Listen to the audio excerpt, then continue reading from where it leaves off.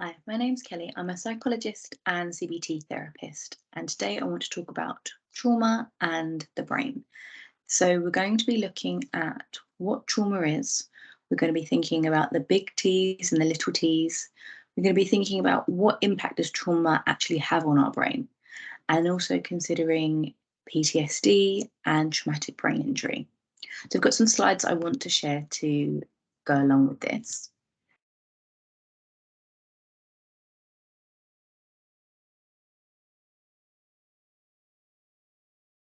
So, as I mentioned, that's who I am, and that's what we're going to be looking at today. So, to start off with, looking at what is trauma.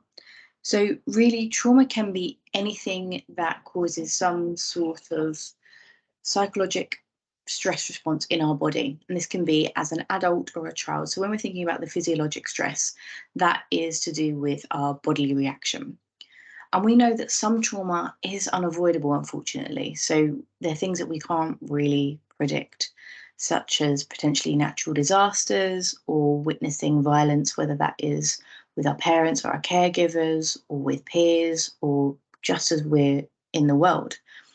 It could even be us being involved in any sort of accident, whether that is an accident at work, at school, at college, on the road, and even maybe undergoing some quite scary medical procedures, even just a medical procedure that we perceive to be scary. So when we look at trauma, when it is prolonged, when it happens quite frequently, or even when it's intermittent in its behaviour, but there isn't an ability for someone to defend themselves, our brain could become quite stuck, and that feel that we have to survive because we feel that we're under threat. And in those situations, it makes us less likely to be able to learn how to actually protect ourselves or how to be able to cope in that situation. And sometimes those behaviours don't really fit into the rest of society because we've been living almost in a trauma bubble and been trying to survive, but we get stuck because we're unable to really move past it. So when we are thinking about trauma, there's this conversation that you have the big T and the little t of trauma. So big T are those big life-threatening events or situations. So like on the previous slide, this could be to do with natural disasters, could be being a victim of a violent crime or witnessing a violent crime, being in a serious car accident. It could even be thinking about the death of a parent or a really close loved one.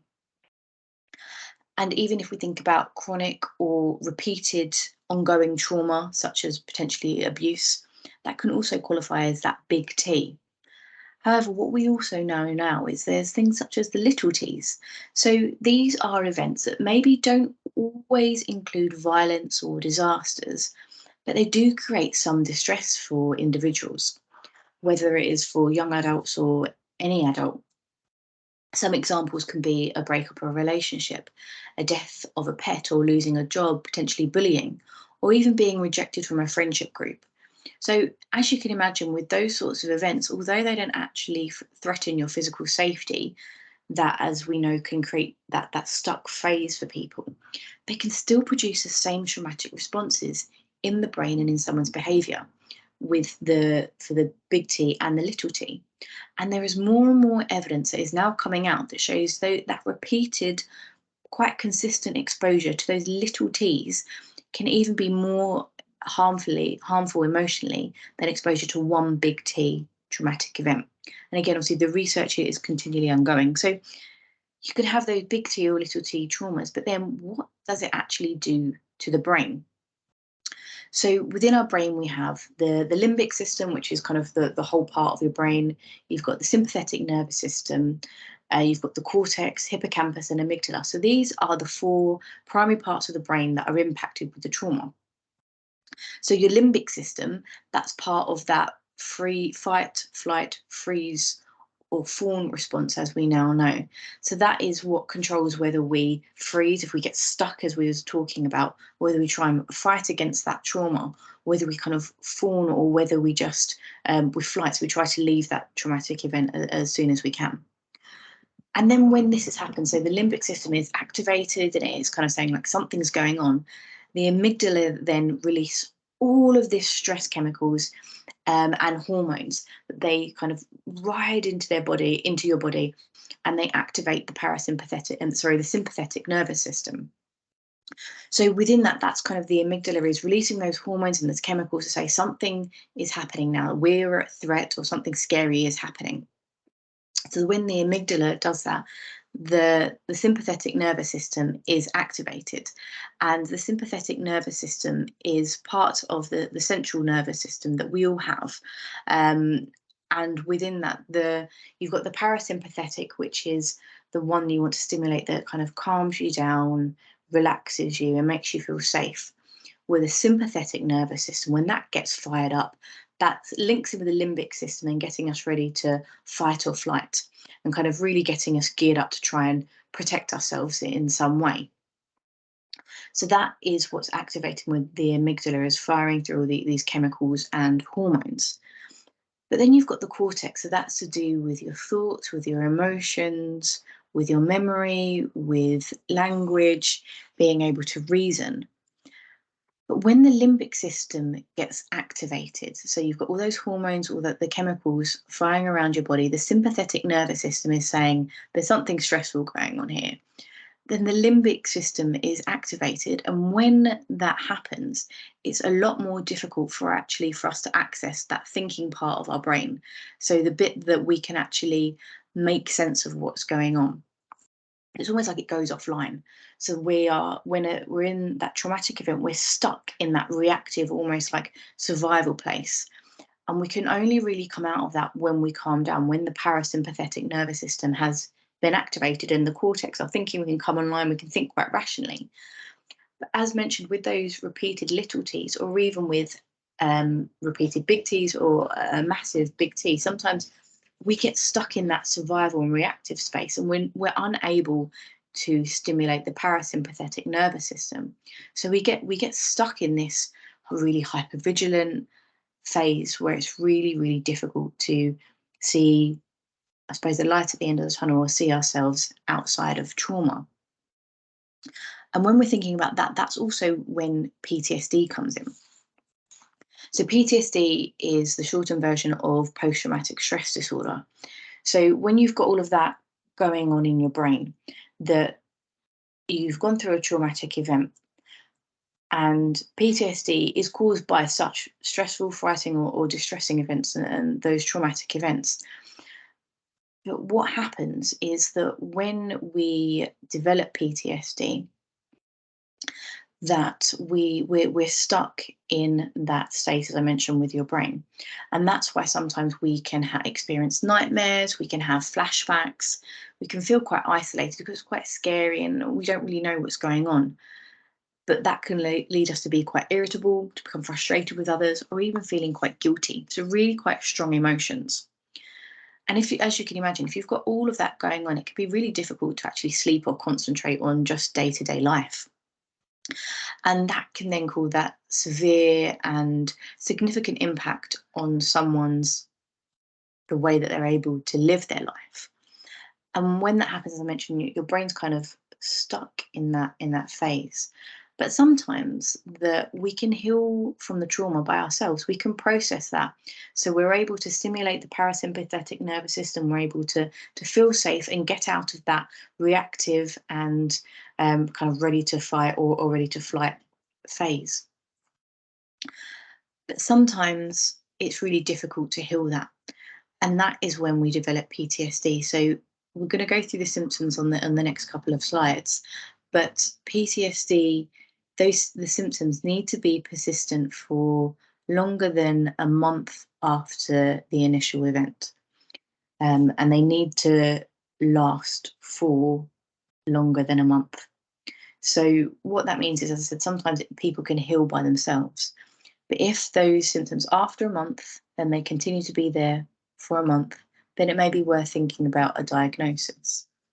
But as I said, we've got the big T and the little t, so it doesn't always have to lead to post-traumatic stress disorder. And it's still just important to distinguish that you can still experience trauma and your brain can still activate how I just described. and it doesn't always lead to PTSD.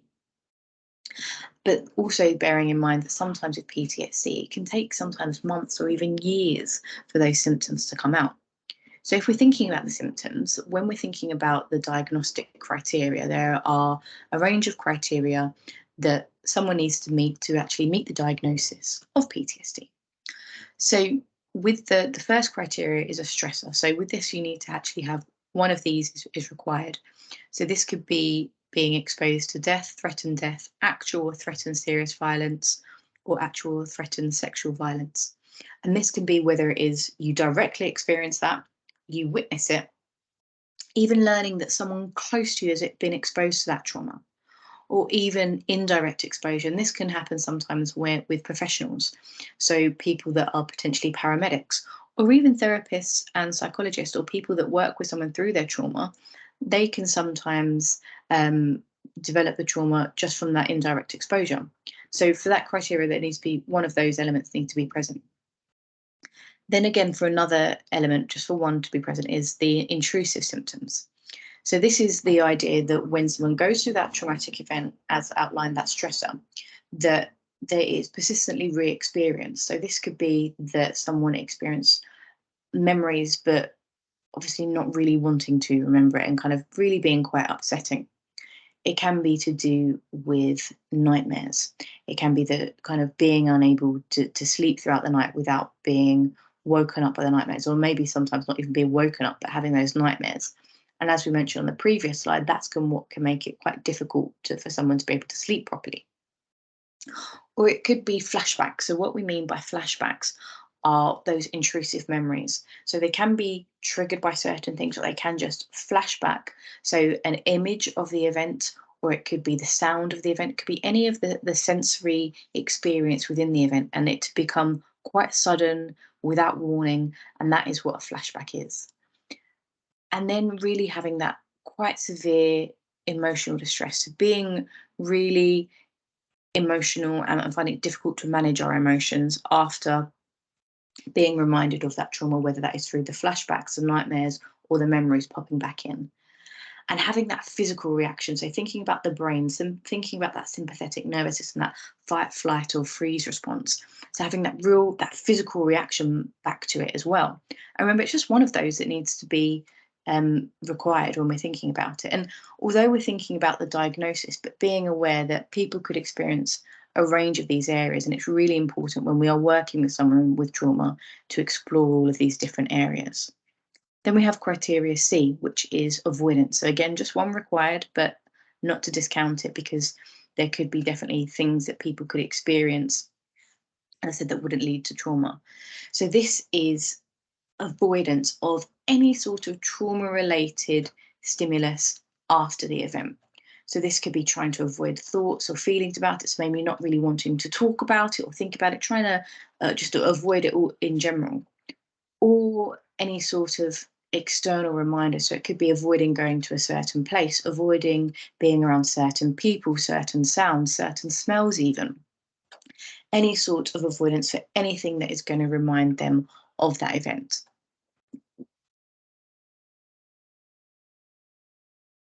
And then just moving on from that, we have criterion D. So this is to do with how an individual, how it may impact upon their thoughts or their moods.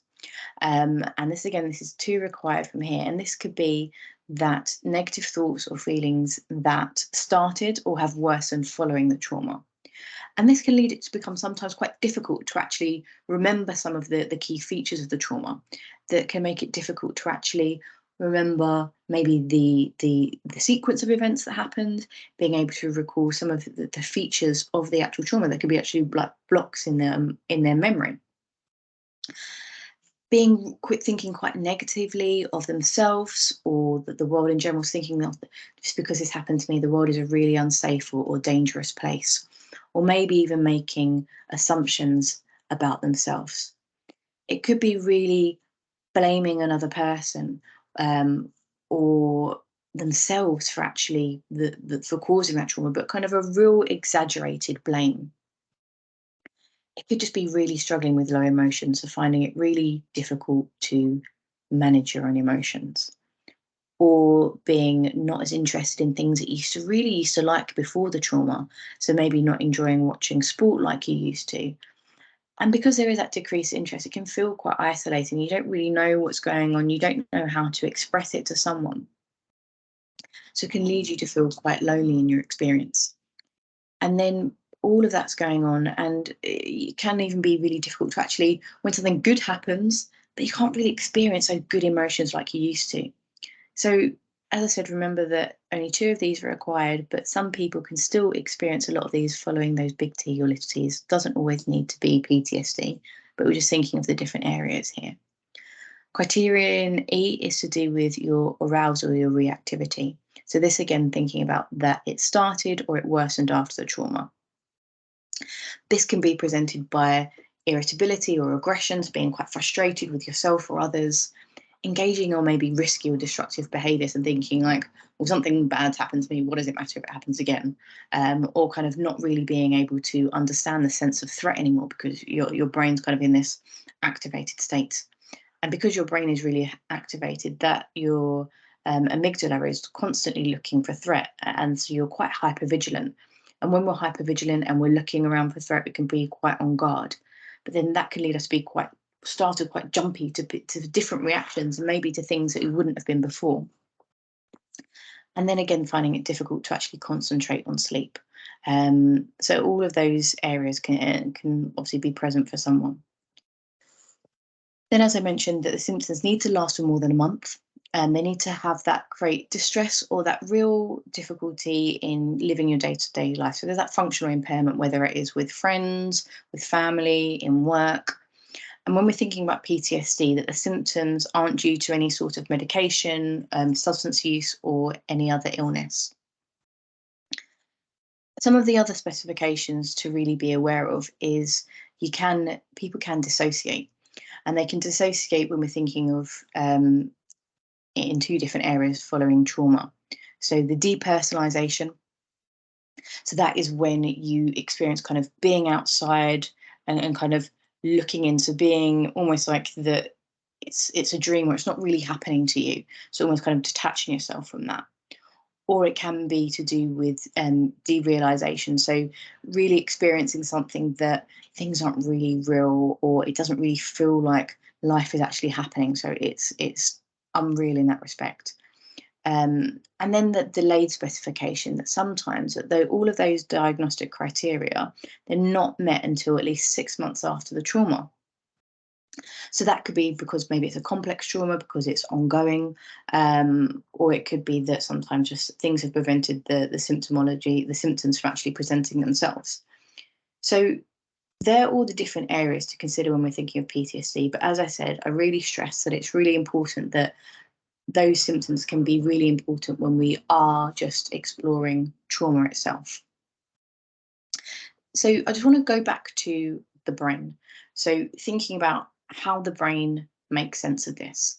So you've got the hippocampus, which is really important when we're trying to learn, and it's really an important role with our memory.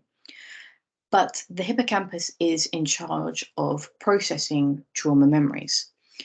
And often these memories need to be processed, and they often are processed at nighttime, which is why sometimes that we have the nightmares, because our brain's unable to process it. If you imagine it's like a cupboard, so your trauma memory, you're trying to shut the cupboard, so you're trying to process the trauma, but you've got all these clothes, shoes, kind of towels or whatever poking out the cupboard. So you're unable to process it because these memories are stopping on these items in your cupboard. So the idea of working through the trauma and processing the trauma is taking everything out of the cupboard, folding it away neatly, and putting it back. And sometimes that can happen just naturally through processing the memories via your dreams. But when it becomes difficult to process, that's where, as I said, the nightmares come, because it's difficult to actually process it, or you can obviously process it through therapy. But when we're looking at the hippocampus, when someone is able to process those memories through their dreams, it can then be integrated into your stored memories, kind of your long-term memory, which is another part of the brain.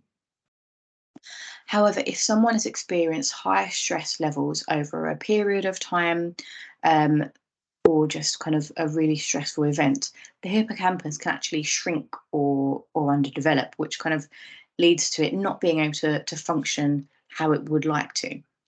And if we think of childhood trauma, because when we're younger, our brain is forming. So if this happens, these high stress events happen when we are a child, this can really exaggerate that effect, that kind of underdeveloped or shrinking of our hippocampus, which can make it difficult for them to function with process of childhood trauma, but also any adult trauma that comes with it. And because of this, the trauma then can remain unprocessed in the hippocampus. So if it's not able to be processed, and that's when it's disintegrated, I can't even say that word, fragmented, and it feels that it is current. And that's kind of where the flashbacks and nightmares come, because it still feels like it is happening to that person now. And interestingly, that some people that are born with certain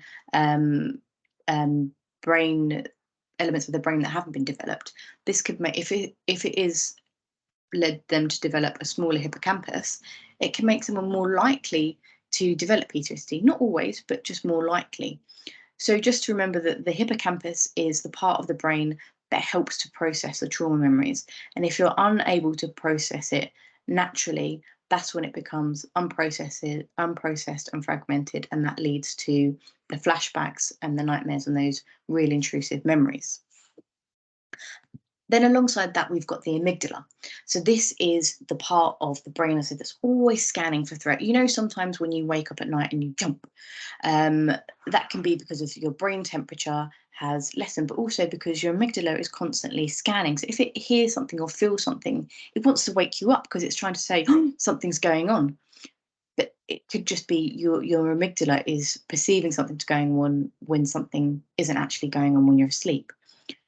And the amygdala helps to remember those things that they know that they need to react to.